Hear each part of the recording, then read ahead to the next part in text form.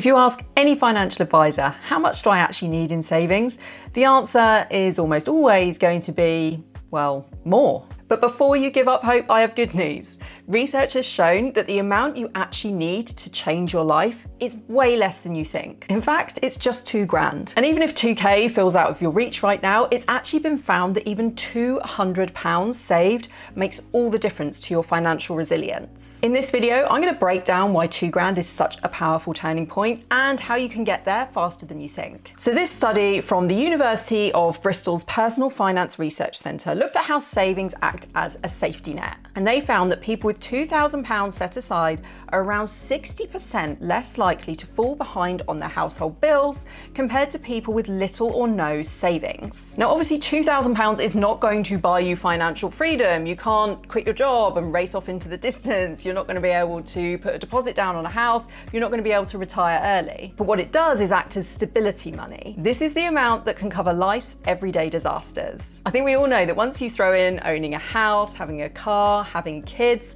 that the one thing we can count on is the unpredictability of expenses that are going to crop up from month to month. Whether it's a car repair or a boiler repair or just keeping the lights on because you lost your job unexpectedly, these things happen. For me, a real turning point in my personal finance and budgeting journey was when I couldn't even cover a basic car repair. This was only a couple of £100s, and I literally did not have the money in my bank account. I was spending every single penny that I earned, and it left me with absolutely nothing at the end of the month. And to be honest, some months I'd have absolutely nothing by mid-month. I wasn't going into oodles of debt, thank goodness. I was lucky in that respect. However, I was not planning for emergencies, and so when emergencies came up, they just completely sent me to pieces, and the stress was just awful. Honestly, it's the worst feeling in the world, and this is where I really realized that no amount of stuff can ever feel good enough to cover up for that feeling of just feeling completely out of control of your money. Having money to cover you in those moments mean that you avoid the doom spiral of debt, having to borrow money in order to cover those emergency expenses, because we all know that as soon as we start borrowing, those interest rates on repayments can really, really rack up. And before you know it, you're having to pay every single month just to cover the interest on the debt that you owe. And it's really easy to get overwhelmed with this, particularly if you are in any kind of debt. But the good news is that even £200 can make all of the difference. That same study at the University of Bristol found that even a small amount set aside, like £200, helped people to start building financial resilience. And that's because when you have some money set aside, you're much less likely to panic and reach for an expensive credit card or buy now, pay later schemes or taking out any kind of loan. It's a little bit like financial first aid. It's not going to fix everything, but it does prevent a small setback from turning into a crisis. And that is the power of not starting from zero. Now here's the bit where I think things get really exciting. The magic of hitting £2,000 isn't just about the money, it's also psychological. In order to get there, you've had to build a savings habit, something that you had to repeat over and over again every single month. You probably had to put a system in place, such as making sure that you had a direct debit moving from your current account when you got paid into a savings account.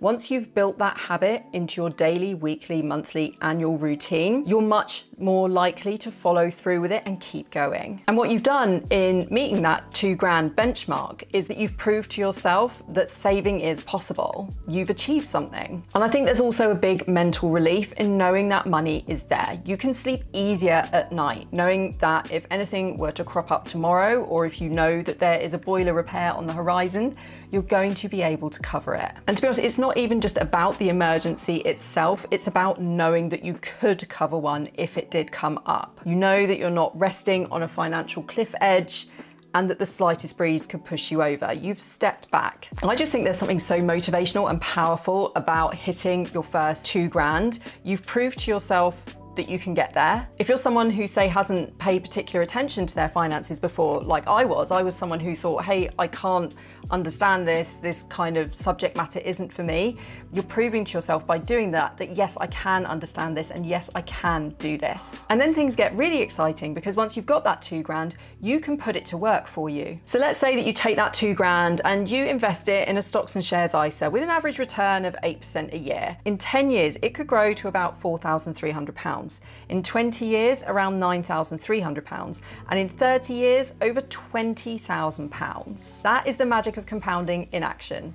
Your money earns money, and then that money earns you more money. Now look, investing obviously is not risk-free, and I think cash savings in an easy access account 100% has its place. That's where my emergency fund is. But my key point is that £2,000 is that foundation from where you can then start to build all these other systems that work for you. It means that your money is working harder for you. So how do you actually reach that first £2,000? For me, it all came down to habit and paying myself as if it was like a bill. If you think about it in terms of your mortgage, for example, with your mortgage, you pay that every single month, because if you don't have a roof over your head.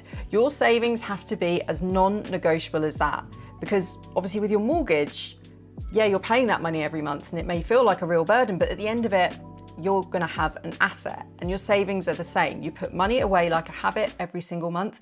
You are building yourself an asset. And the only barrier that I really had with all of this was finding the motivation to do it. So you have to make it a non-negotiable. And I get that not all of us can just find £500 a month to chuck into a savings account, but it's okay to start small. And this is one of the things that I really found helped me, was realizing that it doesn't have to be a huge amount every month. Even just £20 a month, you can start to snowball that over time. If you have a really good earnings month, you can pop a little bit extra in. If your income increases, you can increase that amount that you're putting into savings. I think that most of us can definitely find around £20 or £50 to cut from our budget in order to funnel that into a savings account.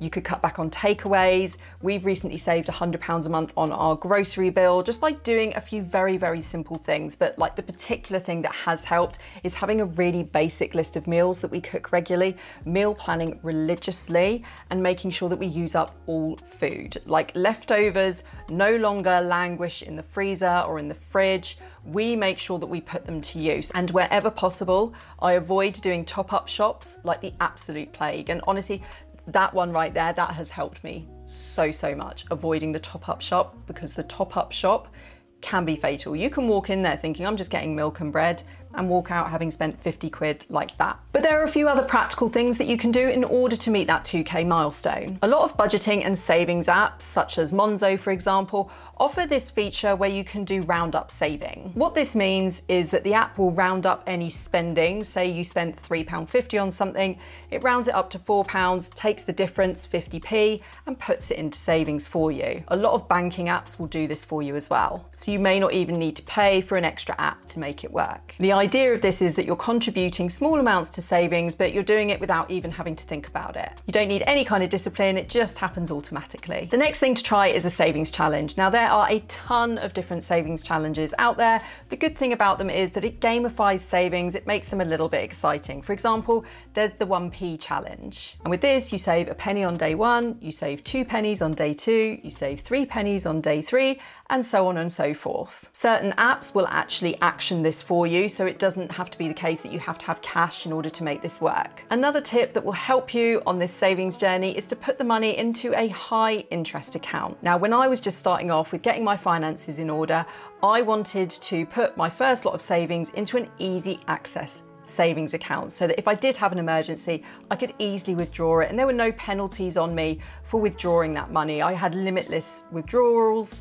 while I was building up that pot of cash. Now, the best offer is going to depend from day to day, so just go out there and do some research, and also just be prepared to move your money every now and then, because interest rates are changing all of the time. It goes back to that old school frugal tip of always looking out for best value. You want to do it with everything from the clothes that you buy, to the tech that you buy, to the bank accounts that you open, where you put your money. And then the final and most powerful way to hit this savings goal is with small automations. Even starting off small, putting £25 a week into a savings account, as long as you've got it set up to automatically leave your bank account, you're committed to it, you're much more likely to follow through right to the end. People talk about the importance of paying yourself first all the time, and honestly, it sounds so basic and so simple, but it really is true.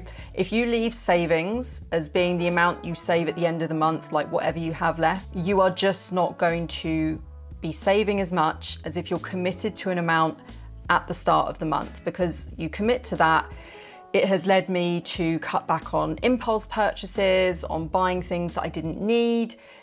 It has meant that I've prioritized savings and I still have money left for fun because I have a balanced budget. So £2 isn't going to make you rich, but it is going to help you build resilience. And even £200 can go a long way to making you feel more financially secure. And the great thing is that once you get there, you've created the systems and the habit in order to keep going. That same research from Bristol Uni also found that the most important threshold was 10 grand. That made people feel more secure. And I think that once you've saved that first 2K, that 10 grand, that first 10 grand, that feels so much more achievable. And I actually have an entire video about why saving your first 10K is so transformational. I'll link it in the description below so you can check that out. So what do you think? Did you feel better once you hit your first 2K? Are you currently on a savings journey trying to hit that milestone?